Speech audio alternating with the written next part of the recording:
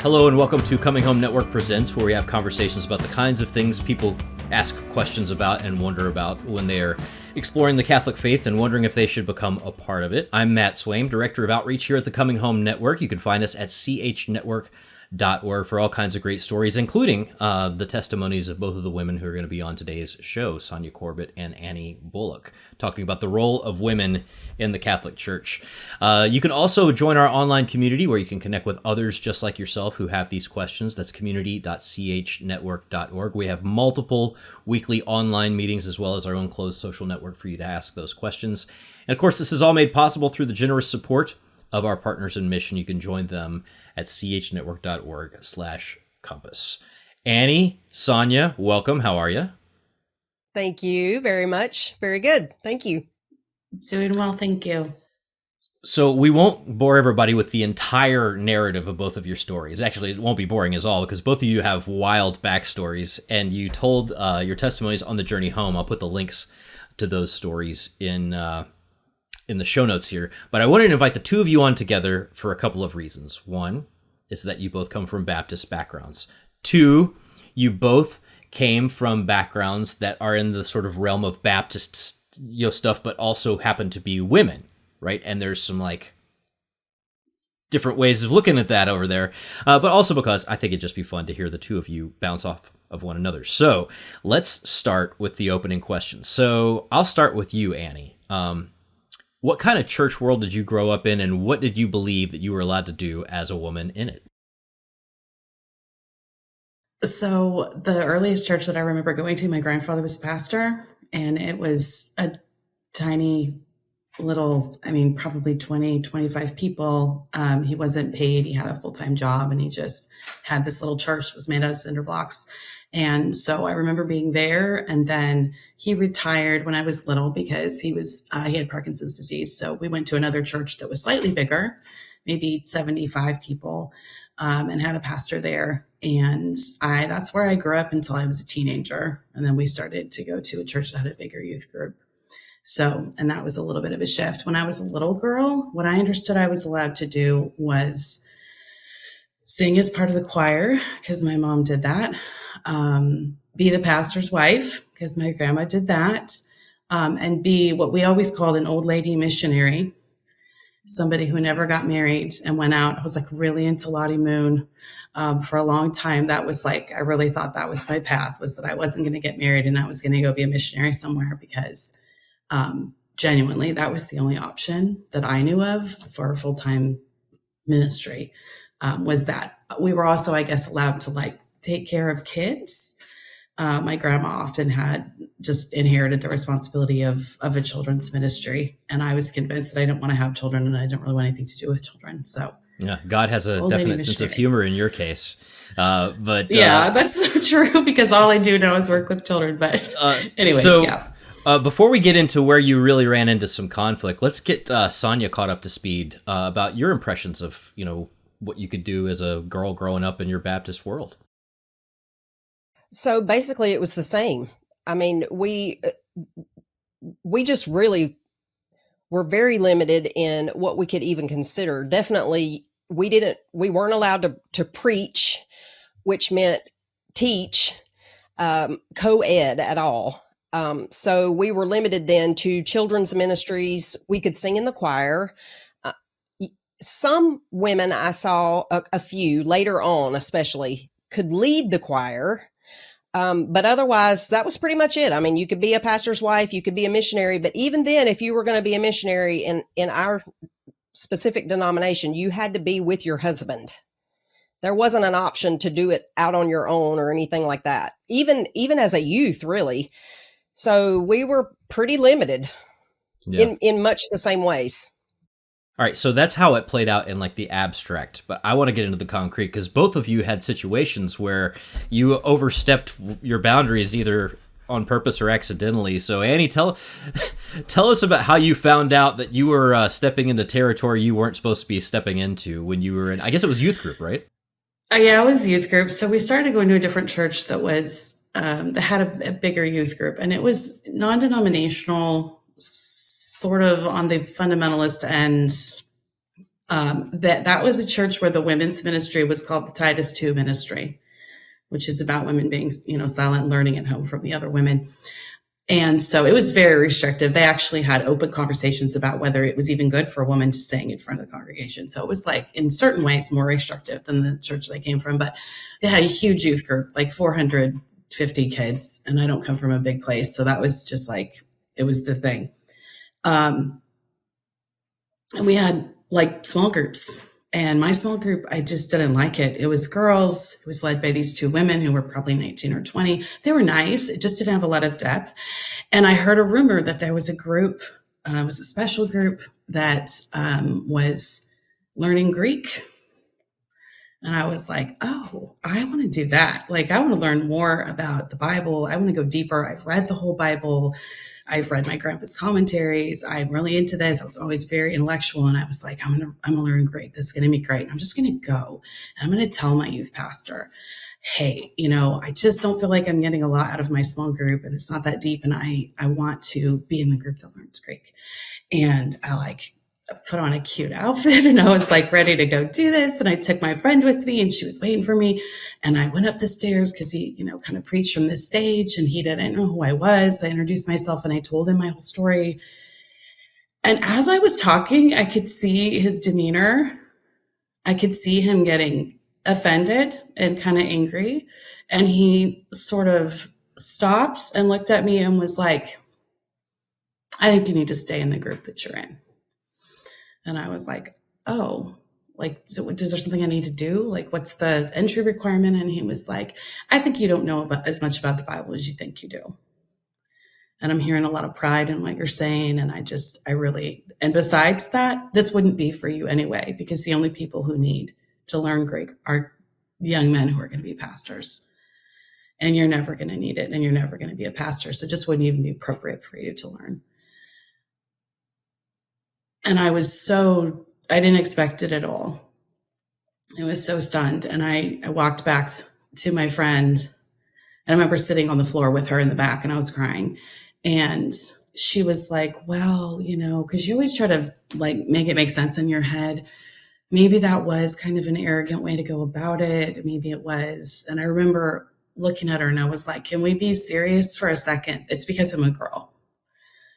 And she was like, okay, yeah, it probably is. And that was the moment that I was like, well, I don't know what I'm going to major and I don't know where I'm going to college, but I'm going to learn Greek. That was my plan. But yeah, that was definitely a big overstep that I don't know. I didn't see it coming. Maybe I could have, but He smacked me down. All right, Sonja, I'm going to play the role of group therapist here and just say, what feelings does that bring up for you? And can you relate to anything that Annie was saying with that story? Definitely the shock, and just you're so stunned when something like that happens because you just want to learn. You just want to learn and you want to share what you're learning. So you have all this zeal, especially if you have that spiritual gift of teaching or knowledge, those clusters. And that's all you want to do. And you realize that God works through it. And so when someone shuts you down that way, you don't even know what to do, honestly, because you have certain gifts. And if you're not allowed to use them, what are they for? So the limitations, and something a little bit similar happened to me. I began using my gift in a women's study and just fell in love with scripture, and I could not get enough of it. And I taught a Sunday school class as well that was mostly women. There were a couple men, but it was mostly women. And I didn't like the material because it felt very superficial. And so I would go digging in it and just pulling out all of the good stuff that spoke to me. And then I would share with other people what God was doing in me and with me and through me. And then we had a church split and then got a new pastor. And that pastor actually gave me his co-ed Sunday school class. And I ended up growing it to the point where everybody left all of the other adult classes, not every single person, but most of them left all of the other adult classes and came to that class. And it was really the only one in the whole church. And that's when the rumblings sort of started for me, because then people got jealous. The male teachers who had the other classes, they got jealous, and then it was another split. And ostensibly it was because of the pastor, and it was supposedly a financial issue, but it wasn't. It was personality, and it was specifically that he gave me that class, and women just don't do that. You don't teach men.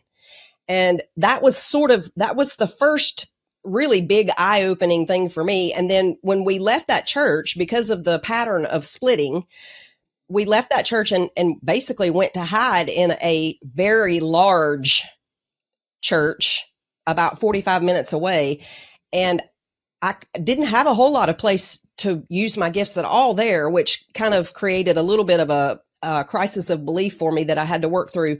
But I did start teaching some evening classes. And I remember the associate pastor walking by the class, and I was burning incense because I was teaching about the tabernacle, the Old Testament tabernacle. And I was burning incense to just sort of give people the idea of why God chose incense to sort of say something about himself. And he got really upset at me and disallowed me from teaching anymore in the church, period. So then I had to, what do I do now? So it was a total, just a shock, because I knew that I had spiritual gifts, and I knew that I was called to use them, but I wasn't being afforded the opportunities to use them in the ways, in any sort of class that had any men in it at all. So that created a conflict for me, because I don't know, you just don't know what to do at that point.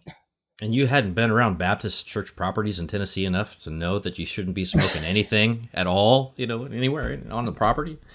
It was biblical. It was very biblical. Very biblical. Yeah. So looking back on that, I probably shouldn't have done that, but oh well. Well, open a window next time. But it may be. Now you can sort of see why it is that I wanted to get the two of you together for this discussion, because your experiences are so similar in so many ways. And what's probably very strange to anybody who is listening this far and knows the context in which we're having this conversation is that I guess you guys threw off the patriarchy and went into some, non-male dominated religion, except you guys both ended up in the Catholic Church. So now, both of you, now we'll talk about some of the roles you've had as women, and actually fairly significant roles as teachers and leaders since becoming Catholic. But when you found yourself drawn to the Catholic Church, were these experiences of having been sort of shot down by men-run organizations, was that for you, Annie, was this something that was like a nagging fear and concern?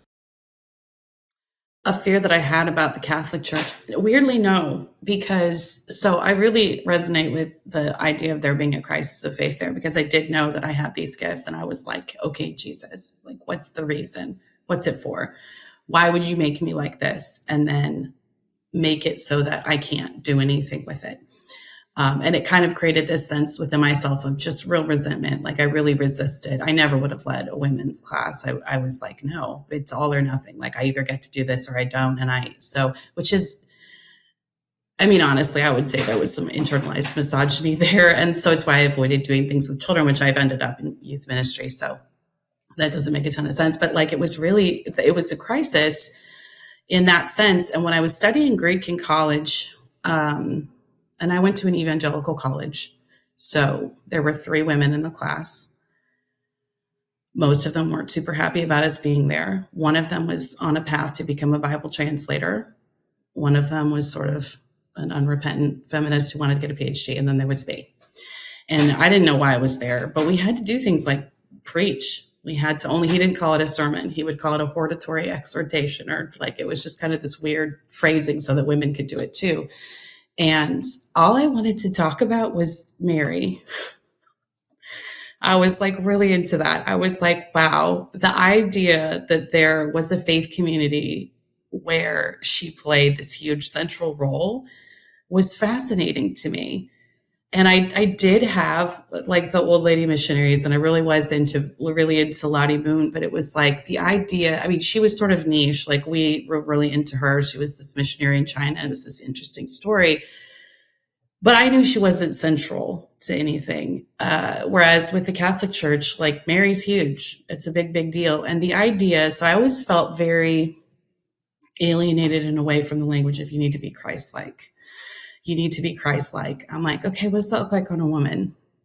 I don't know. And we didn't have saints, and I didn't have women leaders in the church. I didn't have anyone to look to. I had my grandmother and my mom maybe, but I just didn't have anybody that I could look to and say, okay, I see the vision, which is why I was very attracted to the idea of the saints in general.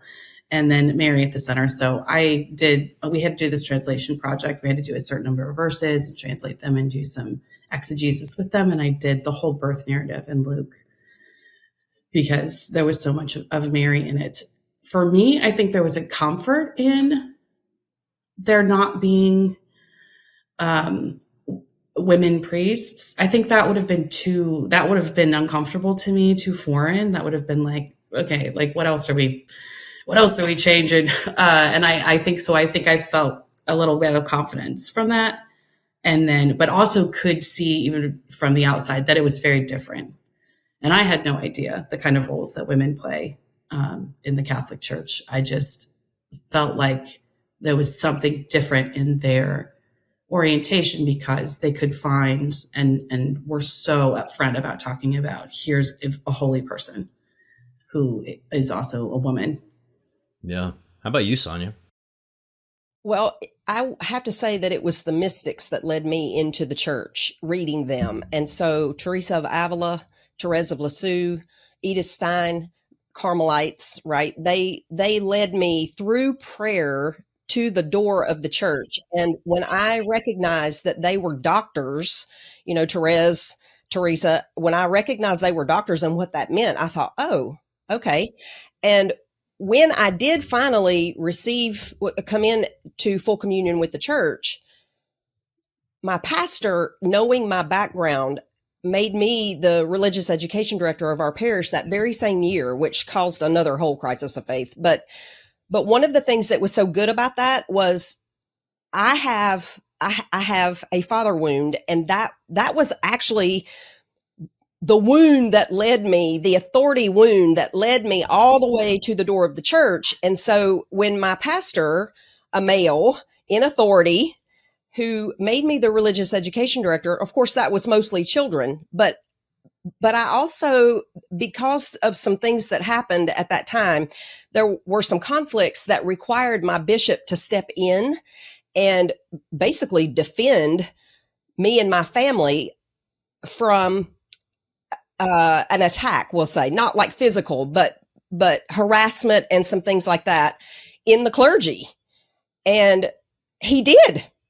And I was a brand new Catholic, which looking back on that, I'm like, that was not a very wise thing for my pastor to do. But I was a pretty new Catholic, and my husband was not. And coming from church splits and a lack of authority and a lack of proper hierarchy and all of that, and then watching our bishop step into this situation because of the hierarchy and take care of it. And then I'll say he allowed me then to pursue my own ministry and supported me in that. So to me, what I felt from that was the stamp of approval of the fathers. So the father wound that I had, that was not only had that pastor affirmed my gifts and allowed me to use them, even though that, broke down eventually, but in the Catholic Church, recognizing, having the fathers recognize and even help elevate me in that way was so affirming. I mean, even now it brings tears to my eyes because I depended on God to make a final decree. Am I able to do this or am I not? And that seemed to be like an exclamation point. Absolutely. This is where. That's awesome. And the cool thing is that now, so Annie, you've got a doctorate in patristics, and Sonja, I can't even keep track of where you are because you're giving talks all over, the free world on scripture. So you are very clearly teaching and preaching. But this brings us back to something that I think is it's a very important part of this conversation, is that when you were sort of discouraged, or we'll just say it downright, forbidden from pursuing preaching ministries, which you both kind of have a form of now, right?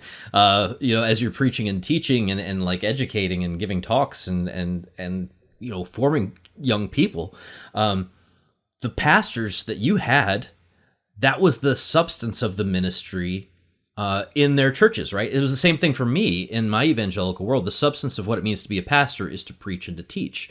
Whereas now you're over in the Catholic Church, and you may get a preacher or a pastor, a priest who has like zero homiletical skills whatsoever, right? And teaching is not his forte. Maybe he's better with visiting old people in the hospital or something like. So it's a very different kind of understanding of what the pastor does. I wonder how that shift has taken place in your mind and understanding what a pastor was in your world, that thing you couldn't do, and now realizing you can do those same things, but the priesthood is something different. Do you have you might want to go first on that one?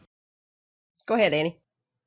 I mean, I think that's in the end. So when I was studying Greek in college, and I was really clear that I didn't want to be a pastor, try to make my way in any of those denominations. My professor, actually, sweetest man, he's since passed away. I remember right before final exams one time and asked me to come to his office. And I came in, I'm like, oh, am I in trouble? What's happening? He closed the door and he said, I just want you to know that our denomination doesn't have lady preachers, but there's others that do. And it was the sweetest. I thought of that because of the woundedness of having someone see that and affirm that giftedness. And I was like, okay, thank you so much, Professor. I didn't think that's what I wanted to do. So it took me a longer to get there. I didn't become Catholic until I'd already been a theology teacher in a high school for quite a while. And that was a tough experience too, because there were a lot of people who had an issue with a woman teaching theology. So I was allowed to do it in that context, but then there was just all this resistance and kind of ugliness. Coming into the Catholic Church, it was very freeing and made things very easy to me, because I understood that there was no sort of gray area and what are women allowed to do or not allowed to do, or what's the theological argument for women's, ontological deficiency, for why they can't teach men and their authority and all of this, because all of the lines were so clear. The priesthood is men. They can bless, they can consecrate, they can absolve. That is what they do. That's their ministry. They also have different gifts. They're all very different human beings. Some of them are amazing teachers. Some of them are not. Some of them are, amazing in other ways. Like you said, visiting the sick or just having this pastoral presence. They all have, some of them are brilliant. They're going to go, be on the tribunal for the diocese because they're going to be canon lawyers and all of this. And they have all these different gifts. But the substance of their ministry, like you're saying, is so clear. That kernel is so clear. Everything else in the parishes I've been a part of, doesn't matter. If you're a lay person, you're a man, you're a woman, nobody cares, really. And so it just opened up all of this space where my gifts had a place and could be used. And all of the priests that I've worked with have, I feel like, recognized between the gifts that God has given me and my education and the way that I've developed those gifts, recognize the value that I bring in a way that's been really, they're like, great, go be in charge of this, do this, so that I can do the things that I need to do. Because every Catholic priest that I know, especially if he's in a parish, is stretched so thin that they need other people to do what they can do so that they can do what only they can do. Because there are certain things that you need a priest for. And if he's busy, running the faith formation program, but that's not the best use of his time, because he has things that only he can do. So for me, I feel like just the clarity was so, and I didn't really anticipate that because I didn't really understand a lot as I was studying. Even when we came into the church, I didn't know what parishes were like or how things ran. I knew intellectually that was, that priesthood was for men and all of that, but I hadn't really been part of a parish. So all of that was just like a joy to discover all of that and see. And I think all of that makes things very clear. So I don't feel, growing up, it was always like, what does your particular pastor think? And where does he draw the line? Can the boys be 12? Can they be 15? Can they, is it because women shouldn't have authority? Can she do it if her husband's helping her? There's just all of this and no centralized authority.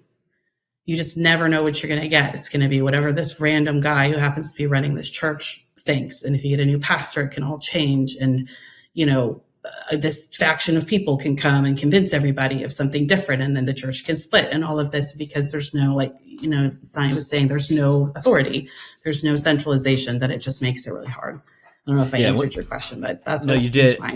And one of the things you're referring to is that, is it 12, is it 15? Some people may not realize this, but depending on what kind of church background you come from in the world of fundamentalists and Baptists, and even sometimes like Pentecostals or independent churches, they will allow women to teach, but not to anybody over the age of 12, right? Because then they're no longer in like a motherhood role. They're in, like a peer role or something like that. So that's a big part of it too. But Sonja, how about your experience and thoughts on that matter? Well, I think your point was a really good one because it helped me receive everything that the church had to give me, partly because one of the things that happens in a denominational church with a pastor whose main role is to preach is he then is responsible for the entire church and all of their needs and the preaching, and his family suffers. And as I was coming into the church, I think it was my godfather actually with whom I was in RCIA one-on-one, and he gave me a copy of the decree on the laity, and what it said in there about the hierarchy of the family really freed me, because I felt at that time, I spent so much time studying. I had all my seminary classes, and then I had all these classes I was teaching, and I loved it. I wasn't burned out, I didn't feel like I was, and I just loved it. I couldn't get enough of it. And I kept justifying to myself what had been modeled for me, which was, you have a call from God on your life. It's the number one thing. But when you read the writings of the church and the ancient teaching of the church on how vocations work, right? So that ordered it for me in a way that I had never seen modeled. First of all, a pastor just sacrificed his family and everything really that they needed because they were taught that was how it was done. And that's what was modeled for me. And that's what I was doing. But there was always a part of my heart that felt like I was neglecting my family. So when I got those writings and it helped adjust my priorities, that was another huge gift from the church. And seeing that the priesthood in the Catholic Church is centered around the sacraments. It's a sacramental life. It's a liturgical life. It's not all about the preaching. And so because that's their main role, then it frees up other areas, as Annie said, and you do have freedom depending on, of course, how your pastor wants things ordered in his parish, that kind of thing. But just the reordering of my own priorities, and then looking back at every pastor, every deacon's kid, I mean, all of the PKs and the DKs and all the stuff they got into, and just the wives who resented their husbands and the churches because the time that it took and the energy, and then the counseling they would do. And then you had boundaries that were a little bit blurry because, it's a male pastor and a woman counselee or something like that, So the priorities just got reordered by the church for me in a way that was so freeing, because I was then free to love my family with all my heart, soul, mind, and strength, and with my time primarily. And then my call within a call, as Mother Teresa put it, then I could do everything else, but under the proper order. So that was another big thing that I really appreciated from the church. It was articulated. It was clear. Yeah, actually, I have one thing to add too, which is that because what I do is youth ministry, that another thing that was always a struggle was because the goal for everybody that goes into ministry in the churches that I grew up in was to be the head pastor, to be the one who's running everything and whatever. Youth ministry is a stepping stone. Yes. Youth ministry is where you start. Right. making all your horrible mistakes on the children and you're the baby pastor and whatever, but you're always going to move beyond that. A few years ago, I did kind of I was a youth minister at a Catholic parish, and we did kind of a collaborative thing with some of the youth pastors in the area. I was the only woman, and I was a lot older than everyone else. And everyone's looking at me like, why are you still doing youth ministry? Because that's what I'm called to do, is youth ministry. And you can be good at it and you can do it. And this can be what you're called to do. And it's not a call on the way to you climbing the ladder of ministry to get to the top. It's really something that God can have uniquely gifted and equipped you for. And so that also, I think there's a lot of freedom and clarity in that. And I received that very gratefully, that this can just be, this is where I belong and I don't have to move beyond it. So. Well, it also it allows for something that that I never really experienced in the youth ministry, youth group situations that I was in as a kid. It allows for the possibility of a youth minister who has some sort of life experience and maturity. Because yes. Almost all the youth ministry people that I mean, they were not only just stepping stone people. They were like, this is their first job in ministry ever, right? And so that just opens up all kinds of cans of worms. But I want to go into something else. Since you brought up old lady missionaries earlier, Annie, we got something in the Catholic Church that none of us had in our Protestant context, and that is religious life, sisters, nuns. I wonder, like, encountering this way of life, I can tell you that as a man, encountering the idea of like monastic vocations and all these other different ways to conform yourself to Christ in religious life, it was an eye-opener for me as a guy. I imagine it had to be for you as women as well.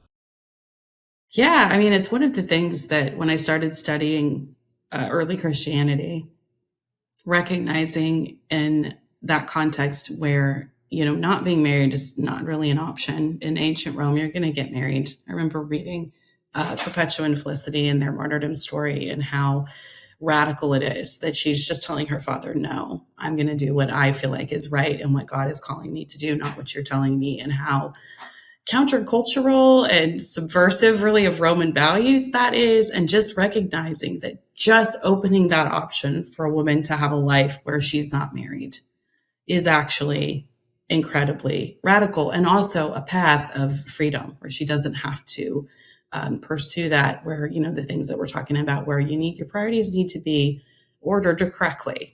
And if you have a family, your family does matter. Your family does not need to be the last thing on the list. And I do really appreciate that as well about the church. That's something my grandmother always struggled with.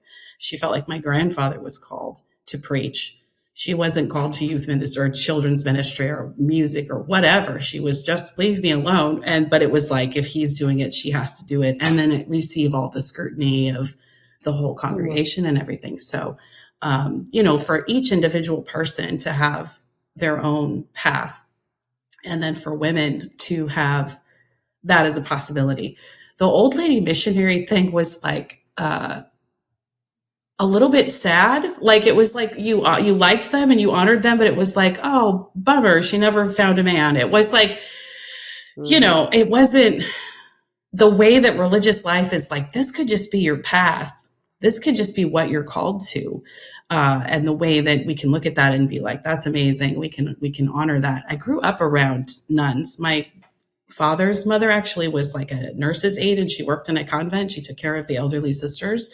So I remember being at my aunt's wedding when I was a little girl, and there were a bunch of nuns there. I'm not really sure what their order was. They were just like fully habited, very like old fashioned. And I remember thinking, I wasn't sure they were human, actually. I'm like, what is this? I have no idea. And I didn't have a context for them. So yeah, coming into learning about early Christianity and learning about that role and then seeing how it developed, it's really, if I had encountered it sooner, it's something I think I might have considered. I do think I'm called to marriage, but it is,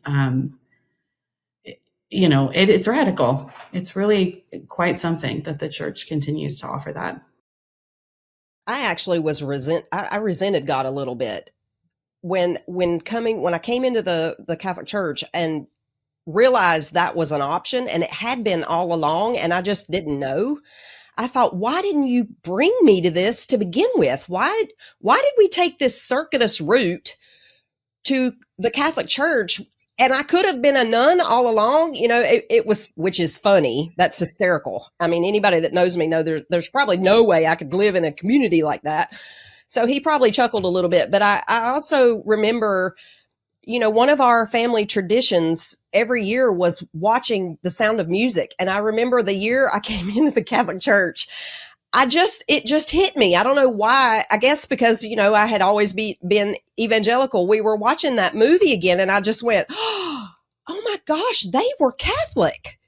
I mean, I don't know why I didn't make that connection, but then suddenly you're thinking about being in religious life or whatever. So yeah, I did feel a little bit resentful because I didn't really, I don't think I understood then that really was my path and that God wanted me where I began in order to be able to do what I am doing now with the background in scripture and all of that formation, which was very, very good. It got me all the way to the door, but still it was a bit of a culture shock, to realize that, man, I actually could have done that. Of course, I had already been married 10 years, but I did resent God a little bit for it because I felt like you just messed up. I mean, I could have, I could have done this all along. So I don't know. It wasn't something that was on our radar at all, unless, as Annie points out, you felt sorry for people who didn't get married because, poor thing, she just didn't find a husband, rather than it being a call all by itself. So that it's just another piece of the church that is just so beautiful and so respectful. It's just so respectful, especially of women, but just of people, of the dignity of the person. It's actually, weirdly enough, this is going to sound insane, but it's more respectful of men as well, this understanding of vocation, because I can tell you that, I was in a lot of different churches that were looking to hire different associate pastors or youth pastors or whatever. We just didn't trust a guy who wasn't married, right? It was like a career liability, It was like, maybe what's wrong with this guy? If he can't run his family, how can he, run Wednesday night youth group? Good point. That sort of thing. So it's freeing in all sorts of ways. And also the idea of meeting people who were single and had chosen it and were loving it and were exactly where they were supposed to be was sort of like this liberating reality for me to see that here's a guy, he's not married, he prays for a living, and he goes and works, out in the garden at the monastery. I'm like, that actually sounds kind of amazing. Yeah. And then he comes in to pray and make cheese, so, but all this stuff that's sort of this, you look at the Catholic Church from the outside and it looks kind of like this, like, confining prison of things. Mm-hmm. But then you get into the inside and you realize there's like a billion different ways to live your life, and all of that. But I'm going to go back to, since Annie, you were talking about how when you got up to do your exhortation, whatever they call that, and you always wanted to talk about Mary. So I'm just going to tell my own experience first, and I'd love to hear either one of yours. And actually, you know what? Since you go all over the country teaching the Bible, Sonja, I'll ask you this first. So when I was growing up, I heard sermon series, and we'd hear like sermon series on women of the Bible. I think we did like a whole study of the book of Ruth one time, like a multi-week series from the pulpit on a Sunday series. Esther the same way. I heard about Deborah. I heard about Hannah's faith and like all these other women. I don't think I ever heard a full-on sermon about the Blessed Virgin Mary from the pulpit. I wonder how she kind of like opened up this whole world for you of understanding what it is to be a Christian woman, and especially a Christian woman in the Catholic Church. Well, first of all, I'm absolutely amazed that you heard sermon series from the we were very progressive in my Bible Belt Nazarene church. I never even heard that. I never heard that. And if we ever did a study like that on just women, that was for women. Yeah. So very interesting there. I find that fascinating. But Mary was Mary.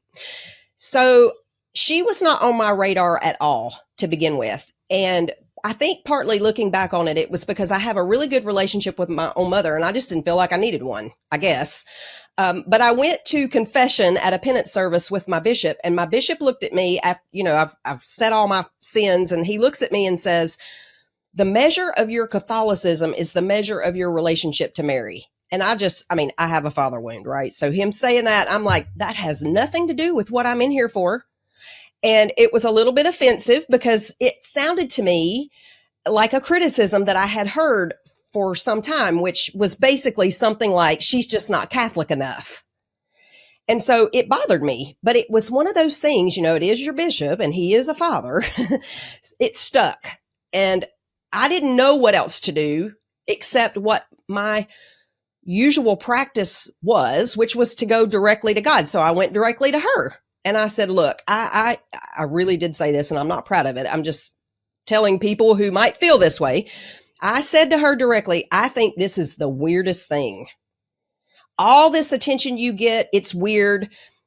The way people talk about you in this flowery, sugary language, it's just over the top. I can't stand it. I think it's weird.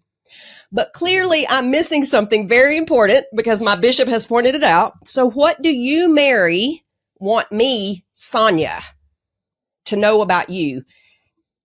And I started studying her Magnificat in order to try to get to know her. And the first thing she showed me was her love for scripture, and it blew me away. I mean, I just thought, whoa.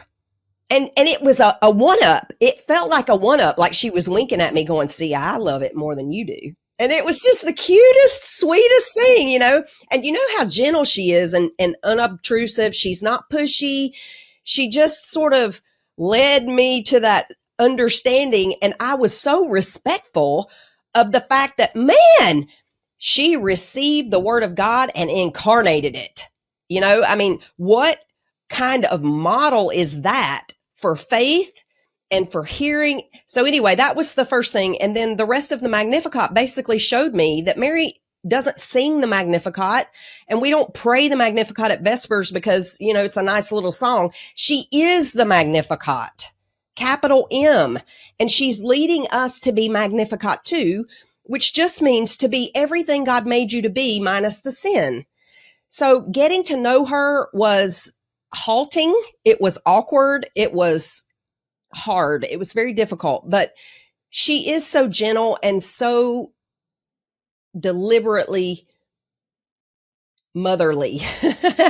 And so it has been one of the greatest privileges for me as a former evangelical to get to know her and rely on her and hide in her.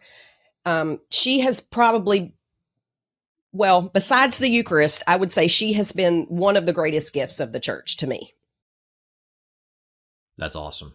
Annie?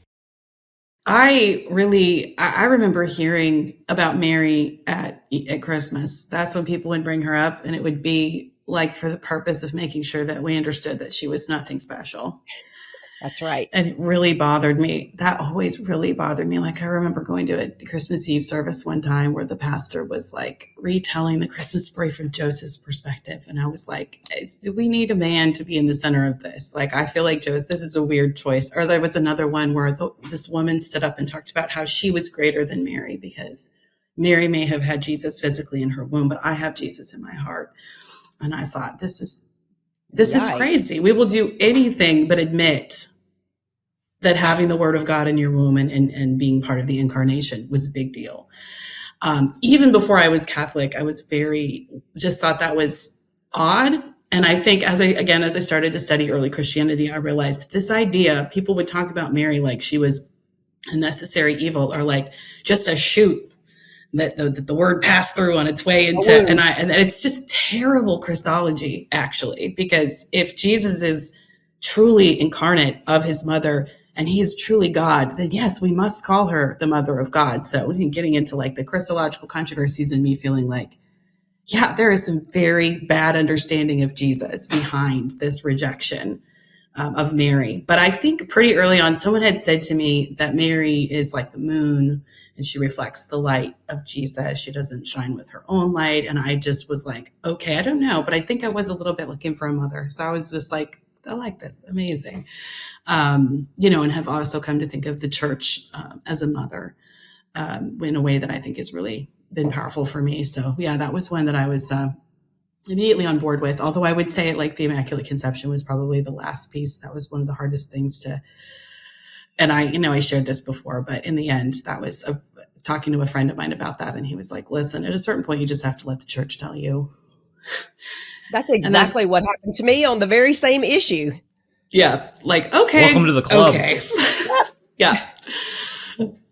Yeah, so I'm so glad that you brought up the idea of Mary and the church. There's this great line. Again, when you come at it from the outside, you think of Mary as being, like what you were saying, Sonja, like this sort of like flowery, sugary, like saccharine, like what is this? Like I'm not wired this way.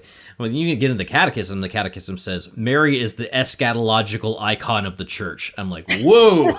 All right. Mary is the burning bush of the definitive theophany. And you're like, all right, okay, now I can start thinking about like what this is and how this, plays out. But as we wrap this up, I think we cover some awesome ground, and I love the fact that you guys, you ladies rather, are so like open and sharing about the personal struggles you went through on this, because I really do think it matters to give voice to those, because there's probably somebody listening right now who likes a lot of what they're discovering about the Eucharist or about the early church, or about maybe they really love the idea of confession, or all these little things that are coming together, but the idea of coming into a church that is run by old celibate men is like an obstacle that is like weighing on them, and they're not sure what to do with that. What's a word of encouragement, maybe, or maybe something that helped you, or a point to reflect upon as they're maybe sorting through these thoughts? Go ahead, Annie. I mean, gosh, it's so funny to me. You can look at the church, the hierarchy. Yeah, it's old celibate men. When you get to your parish on the ground, I promise you there's a woman running the parish. Every time. I mean, honestly, every parish I've been part of, there's some woman that's like, she might be a sister, she might not be. Of course, there are going to be deacons that are contributing. I'm not trying to downplay any of that, but parishes, the parish that I worked at, the majority of the staff were women. I'm in a Catholic school now. Every single person in a position of authority is a woman. And the thing about it is no one's doing that like, women's empowerment. They just happen to be the people who feel called to it and who are qualified to do it. And so there's just this kind of level of unbothered by the fact that they're women. It's not even a point. It's just, oh, this is our children's minister. This is our DRE. This is the director of religious education. This is, whomever. So I think that it is in practice less of an issue than you might think. It just doesn't come up. And then getting to know priests has also been very healing and eye-opening for me. The level of dedication and commitment that they have to this, the training and the formation that they undergo, and the ongoing formation that they go with their prayer and their, just the continued, praying the hours and the things that they do. There's varying quality. They're human beings. Some of them are, they have different strengths. Some are better than others. The priests that I've worked with and that I've known, it's not a struggle to me to defer. I'm like, if that's how you want it, okay. Because once you get to know him and you know where he's coming from, it's not, I don't know. I've just ended up feeling like, again, in practice, that's not a difficult one. Here's a man, our chaplain that I work with daily has been a priest for 50 years. He has a PhD. He does he's done all the priestly formation. He prays the hours daily. If he tells me we're going to do the mass like this instead of that, I'm like, okay, great. I'll get the vestments out. I mean, it's just not, the level at which he's engaged with this is, it just gives him, I feel like a right to that authority. It's not something that's bestowed on him by virtue of him being a man. It's something that he's lived so deeply into that he just has that gravitas. And that isn't to say that we don't sometimes need to, watch our leaders and call them out and make sure that, they're not doing things that they shouldn't be doing. But in actual practice, is better than you probably imagine. Well, and for me, because I did have a father wound and it was an authority problem, basically rebellion, if I'm honest, because of that, it was comforting to me to know that the hierarchy of the Catholic Church is modeled on the hierarchy of the Old Testament. So it's not like the Catholic Church just invented it. It has a structure that's built on a prescription that God himself put forth. So if I rebel against that, then that's my problem and my sin. And no, every pastor and the hierarchy itself is not perfect. They're people just like we are. But that doesn't negate the fact that they are ordained for a particular role. And the beautiful thing about the church is God calls you to it because there is a role for you.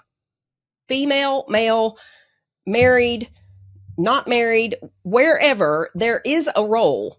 And finding it is actually one of the beautiful journeys of coming into the church. Where is my place here? Because there is a place for you. Yeah. No, that's great. And, just to kind of tie a bow on it, the Pope is a he, but the church is a she. And good point. The most important Christian of all time is a lady, right? The Blessed Virgin Mary, by our reckoning. She is not just some random person who was, a single-use vessel, and yeah. the Gospel of Luke. And also, too, it was through understanding the way that the church looks at Mary that I realized that the scholars were onto something and thinking that Luke probably used her as a primary source to write his gospel. She's sort of like an invisible author of one of the gospels in some ways. There's so much to be said about the role of women in the church and just really just the way that the church is thought of, what it means for her to be a mother. And there's a lot. But in the meantime, I want to make sure that people know how to get in touch with the stuff that you've worked on. If they want to get in touch with you, Sonja, you're all over the place all the time. And every time I turn around, you've written another book. How do people find the stuff that you've been up to? SonjaCorbitt.com. They could just search me in any browser, SonjaCorbitt, or, do your best and it'll pop right up. There you go. And Annie, if people want to find your stuff, anything, or you just... I'm way less interesting than that. I did write a book. It's on Amazon. It's called Real Austin, The Homeless in the Image of God. But I wrote that a long time ago, and I decided I didn't really want to be a writer. So I teach. I'm at school, doing my thing. But yeah, if you're looking for that, it's there. Well, I would encourage you to go to CHNetwork.org and actually look in the show notes on this episode. I'll have links to the Journey Home episodes of both Sonja and Dr. Annie Bullock. They're really great stories, and you can get into much more than what we were able to cover in this particular segment since we were focused kind of zeroed in on a specific topic. But again, you can go to CHNetwork.org to find those. We have an online community where you can plug in with others who are sorting through the questions that you might be sorting through as well and find fellowship and encouragement. That's community.chnetwork.org. And of course, it's all made possible because of some generous partners in mission who are praying for you and pulling for you. And if you want to join them, you can go to chnetwork.org/compass. Thanks again for joining us on another episode of Coming Home Network Presents. We'll talk to you again soon.